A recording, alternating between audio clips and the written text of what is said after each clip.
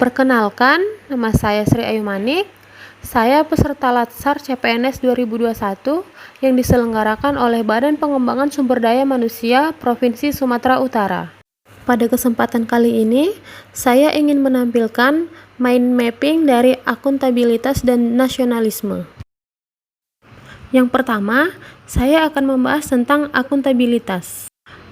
Pada gambar mind mapping, akuntabilitas sendiri dimulai dari yang pertama, konsep akuntabilitas, yang kedua, mekanisme akuntabilitas, yang ketiga, akuntabilitas dalam konteks, dan yang keempat menjadi PNS yang akuntabel.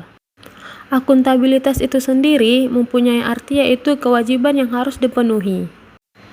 Yang pertama, konsep akuntabilitas, yang dimana konsep akuntabilitas ini terdiri dari aspek-aspek akuntabilitas, tingkat akuntabilitas, dan akuntabilitas publik. Aspek-aspek yang ada pada konsep akuntabilitas itu sendiri ialah akuntabilitas adalah sebuah hubungan berorientasi pada hasil yang diharapkan, membutuhkan laporan, membutuhkan konsekuensi, dan memperbaiki kinerja. Untuk tingkatan akuntabilitas yang paling rendah dimulai dari akuntabilitas personal, individu, kelompok, organisasi, hingga stakeholder.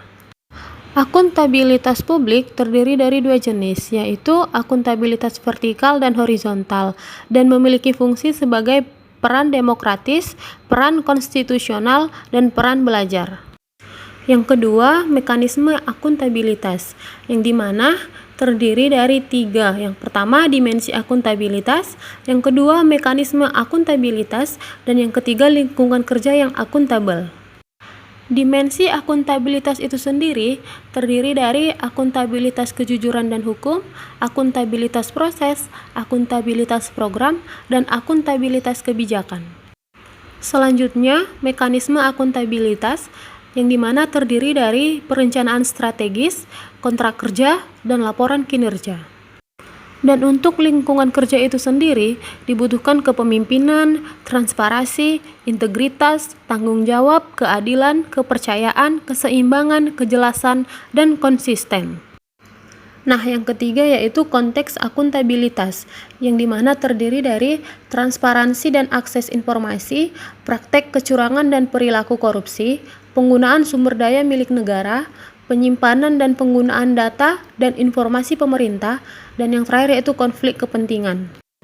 Nah, poin yang keempat atau poin yang terakhir yaitu bagaimana menjadi PNS yang akuntabel.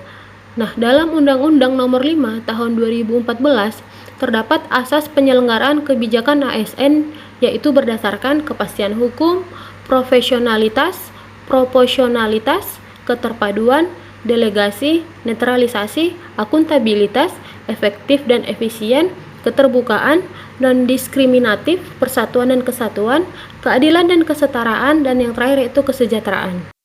Selain itu, untuk menjadi PNS yang akuntabel, kita juga perlu menerapkan prinsip profesi ASN yang berdasarkan dengan nilai dasar, kode etik dan kode perilaku, komitmen dan integritas, kompetensi yang diperlukan sesuai dengan bidang tugas, kualifikasi akademik, jaminan perlindungan hukum dalam melakukan tugas, dan profesionalitas jabatan. Nah, yang selanjutnya menjelaskan bagaimana perilaku ASN agar mencerminkan ASN yang akuntabel, yaitu salah satunya dengan berperilaku sesuai dengan kode etik, transparansi, tidak curang, tidak korupsi, dan bertanggung jawab.